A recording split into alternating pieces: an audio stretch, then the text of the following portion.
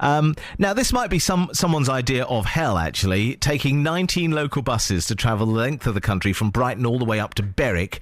Craig Rowley's going to be doing it. It's going to take 3 days. He's going to do it, I think, week on Wednesday, isn't it? Week on Wednesday, yeah. Welcome to the studio. Hi, good morning. We'll find out why you're doing it in just a second, but was this a drunken night out in Brighton and you thought, I tell you what, let's go by bus to Berwick? It probably wasn't too far off, to be fair. It was literally, I was in actual Brighton a couple of years ago, really, before even the charity thing even came about, and I just saw a local bus going to Tunbridge Wells, and I thought to myself, I wonder if you can actually get up the country just using local buses, never thinking to myself I'd actually physically do it, but I was just literally curious. Did you research it then? And you came up with the answer? Yep. My God, you can. It took weeks to figure out, but yes, you can. Is it Brighton to Tunbridge is the first leg? Yeah, that's the first leg on the Wednesday evening, yeah. Then take us from Tunbridge. Where'd you go?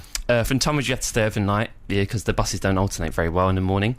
So we got from there through to Bromley, Lewisham, all the way through London, up to Watford, Aylesbury, Milton Keynes, all the way up to Leicester, through to Nottingham, stayed there the night, then from Nottingham through Chesterfield, Barnsley, Leeds, Whitby, Middlesbrough, Newcastle, and then stayed there and then up to Berwick on the final day. What's the longest individual journey, do you know? Probably from Leeds to Whitby. That's one bus that takes around about 2.5 hours, I believe. But it goes through the North Yorkshire moors and through York. It's quite a nice, beautiful, picturesque sort of route, so it won't be too bad. Are you ready for this? I mean, are you prepared for the... Well, what is your... I mean, your bottom for a start is going to be challenged, isn't it? Don't you think? All that sitting down on those hard seats? Yeah, I'm hoping we'll get nice comfy seats in that exist, but...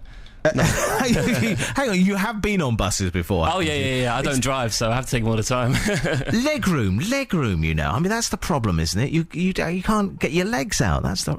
unless you go for the... Have you got the best... Where's the best bit... You know, if there was an empty bus, where would you sit? Probably at the front where the... just right by the bus driver, so I can probably pretend I'm driving it. Okay, things to take. Tony in Horsham says, earplugs and a good book. Yeah. Good idea? Yeah, very good. Someone said a sick bag. How are you on sickness on travelling? I think I'm okay with travel sickness, but I think one of the other guys might not be, so that should be an interesting test. Okay, we had someone else who suggested that you should take, well, all sorts of stuff, really, including a good book, but also plenty of sustenance.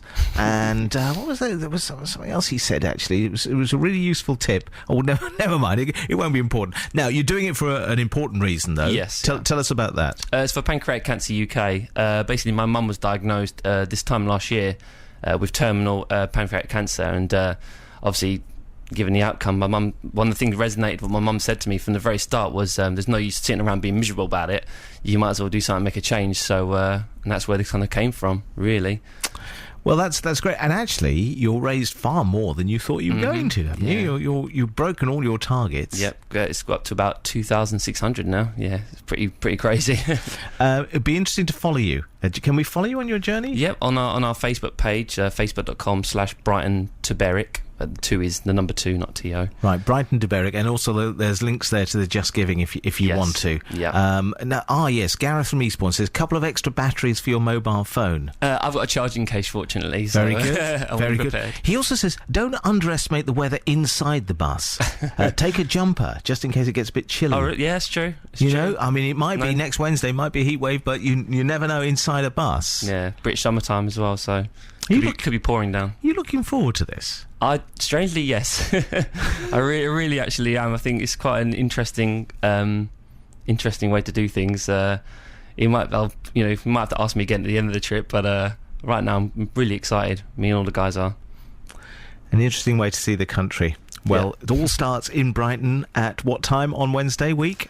It's around about 7:30 in the evening. Oh, right, so it's a night bus. Yeah, literally we got to Tunbridge in the evening, yeah. Right, very very good. That's the first leg up to Tunbridge. Let's hope all your connections are good ones. Yeah. And thank you very much indeed, Craig, and we'll follow your journey here on the programme. It'll be good to see how you manage it. 19 local buses all the way from Brighton to Berwick, and if you want to find out more, you can go on the Facebook's page and just search Brighton, the number 2, and then Berwick.